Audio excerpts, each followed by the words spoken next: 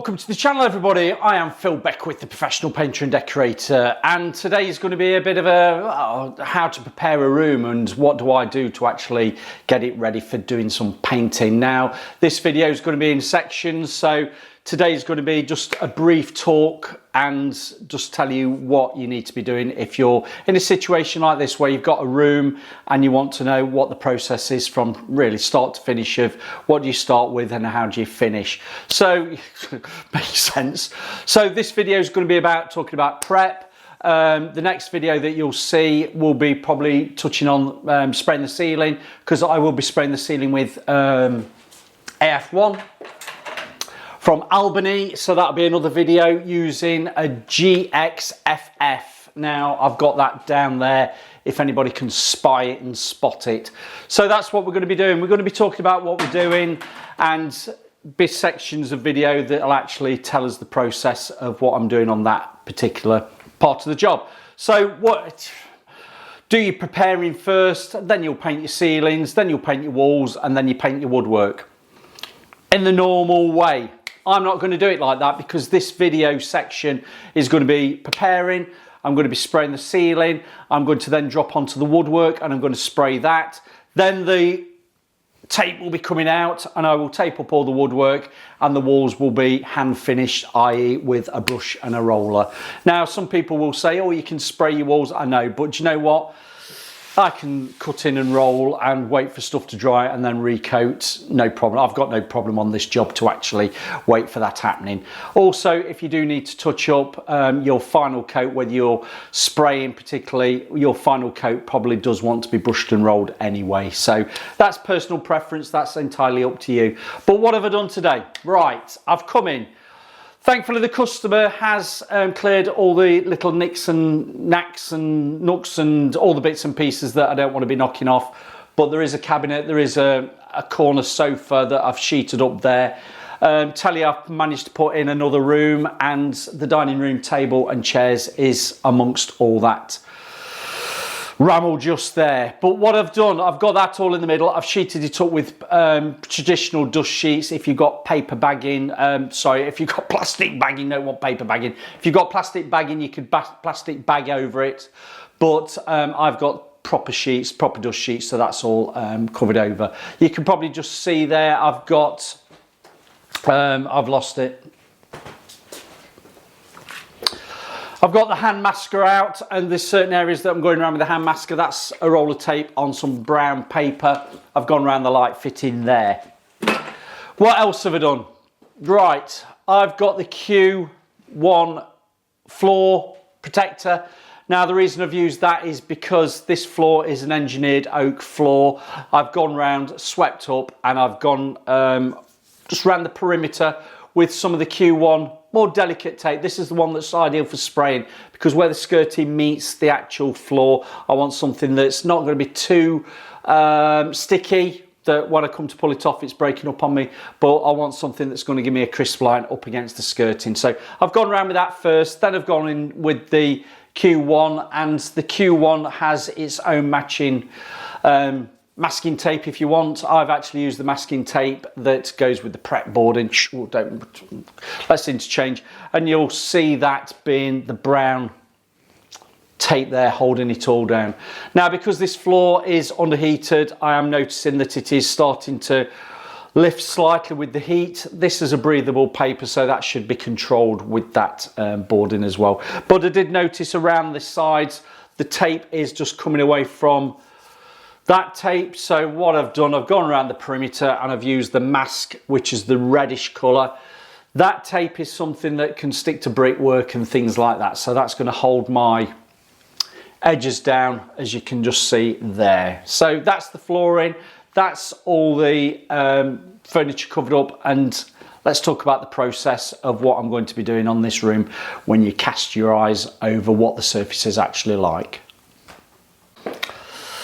Just moved to another section of this big lounge stroke open plan diner. Now, this was a new build around about 15 years ago, and let's say 12, 13 years ago, I actually came in and painted all these walls, ceiling and woodwork. Now, I can remember what I did then. I Just gave things a light nib down with my hand if anything was showing, and I painted the ceiling with Eclipse. Yeah, and the walls were in Clean Extreme. Woodwork was in Crown, just ordinary acrylic water-based satin stroke eggshell, and that's as far as it went. It was a tidy up just to get away from that contract matte emulsion and actually make it look a little bit more homely. So that's what I did back then. Moving on 12, 13 odd years, we now have a Mirka, and particularly with the daylight today where I've got light coming in, it really does show up how bad contract painters paint walls. It must be a sheepskin roller and very, very textured. So what I'm going to be doing, I'm not going to get the yellow and black machine out, but you're probably well aware I've got Mirka, Leros, Deros and Dios, and what I'm going to be doing is going over the ceiling with the Leros, walls with the Leros, and anything in between corners, nooks and crannies like I'm pointing there, I'll go with the hand little block sander, probably with the Dios, just to try and get anything that's in there. Now, don't get into the trap of thinking that these walls have to be sanded back down to an inch of its life, back down to the bare plaster. We're not doing that. All I want to do is just knock off anything that just is fatty paint edges, a little bit of orange peel. I'm not going to go mad with it.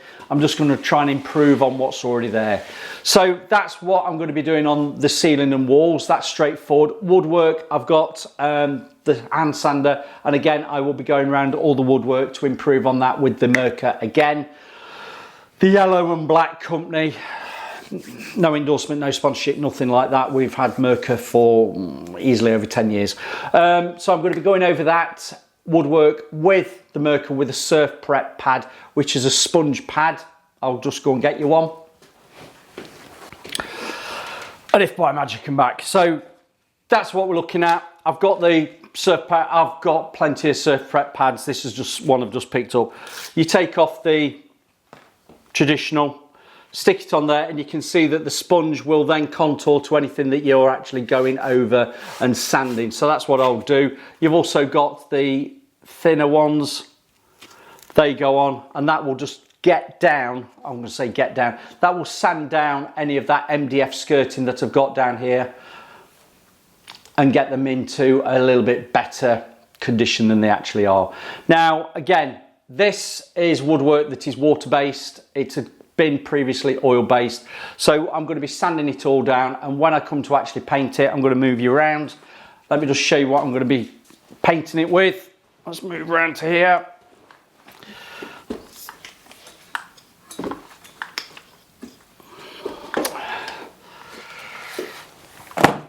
I've actually got in the workshop a brand new tin of this from a job that clearly didn't use it all up.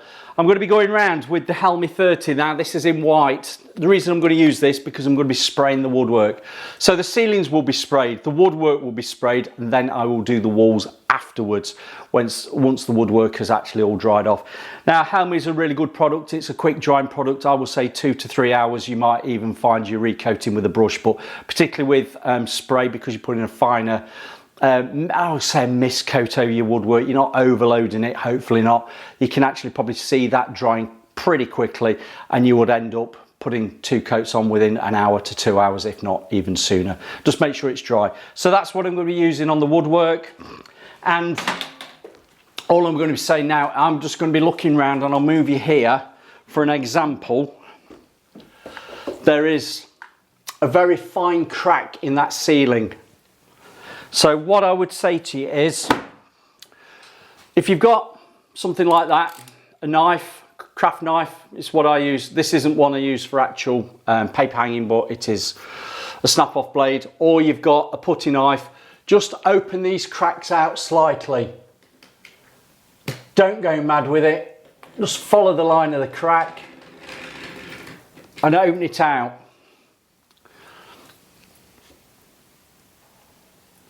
Hope you can see that. Just open it out. Now when you do your crack opening out, do it on an angle, because the idea is you do a bit of a V shape underneath the surface, like wedge it down. So your filler, well, it's, if your crack's here, you actually want to be cutting into it and making it that there is something for your filler to actually adhere and fit, to actually adhere and actually stick into and grip. Now what you could do is rake your cracks out. I'm going to just show you there. Rake your cracks out. You can see that across there. Rake your crack out, dust it off, and if you've got some peel stop, you can run a brush full of peel stop over it, just to help with the porosity of that opened out crack, which will be filling with some filler. That a filler of choice, do use whatever you need to, but make sure that you put enough on so it's a little bit proud, so when it dries you can have actually something to sand off. So that's what I'm going to be doing with the cracks on the walls and the ceilings, not that there's very many. And the other thing I'm just going to show you, I'm going to take off camera to show you something else that wants filling. Spin you around, we can have a look at this. Where you've got corners of your skirting, just where they open out, this generally it's going to move because you've got underfloor heating as well, but just get your blade, just open it out, or if you've got putty knife, open it out, just get a bit of pressure on it, open it all out, same with the top there. And then when you come round with your cork, you can actually fill those up as well. Just dust it off, proper duster brush. So that's what I'm going to be doing. Any angles like that, just open out, so you've actually got some filler, something for your filler, or your cork in this case, to actually go into. Likewise, always check the top of your skirting. This is where a putty knife comes in. Just go around, just rake anything out. If it opens out, then you can just then dust it all off. And again, you can run some peel stop across the top, or if you've got some diluted emulsion or even a bit of woodwork paint, you can just prime it in before you actually fill it, particularly if it's bad. If it's not too bad, you can just go in with your cork. Now the cork that I'm going to be using, let's just show you this. I have got some of the paint stop cork. There's not much in there, so I'll be finishing off with that, and then I will also be using, this is another one that I do like to use, is the One Time Red Devil cork, and I'll be using that. These are all flexible within 12%. You can just see it there, 12.5%, and they can be used interior and exterior. I'll be honest with you, I've never had any problems using this with any crazing either, so this is a really good one if you've not come across it before. So that's where we are. This is the end of this video. That's the bit of kit I'm going to be using. I've got my mask. Filler, I will be using that just on those little fine cracks because there's not too much, and that will dry quite quickly, and then that ceiling can then be painted with the sprayer, which will be on another video. We'll talk about that. Coming across to preparation again, you can see cracks round there. Again, open those out, get them opened out, put a little bit of peel stop over those as well if you like, and then you can actually fill those with your cork. You can see what I've done here, because we're going to be spraying. I've put some nails on the frame of the door on the opposite side, and I've dropped a sheet down to stop any dust going into any other rooms, and you'll notice that I have taken the door off because it's going to be easier for me to actually sand all these frames down. Now I've taken the fire intermittent strip out, which I will reapply and fix once I've actually done all the painting, and I have taken out the latch part there as well. So all in all, we're all quite good. This is what I will be doing to the door frame, i.e. bagging up around before I spray, because that means I could spray that section of the jars, the openers. If you're doing a door, because this door opens inside, you're not doing the hinge edge, you're just doing the top and the side where the latch will be. But I will be taping up all the way around. You can see what I've already started doing there. Some more paper bagging will go to protect all that section, and then I can spray onto the bagging as I come round. So that made it all clear for the preparation of a room. Sand your ceiling, sand your walls, sand your woodwork by hand, or like I'm doing, I'm going to be using the Mirka, and then address any cracks. Use a bit that's me, or use a bit of peel stop, just if they're bad that you've got some flaking paint. It's always a good idea just to spot prime any areas like that. And if you can see, I don't know whether you can see, if there's any areas on a ceiling that they might have a little bit of a leak that's been of days gone by, address those as well. So best thing to probably use is some old oil undercoat, i.e. just oil-based paints won't let water stains come through, or you can use shellac-based products, but they're probably one of the two best things to use. Either something that's oil-based or shellac-based, that will stop any staining coming through. Some of the water-based products also work, but you might be putting a 2 or 3 coats over them. So that's it. Please watch these videos coming up at the side. Next video you'll see from me on this room will be doing the ceiling, and we'll talk about the sprayer and how to spray this ceiling, which is quite a big area with stuff in the middle. So catch you later.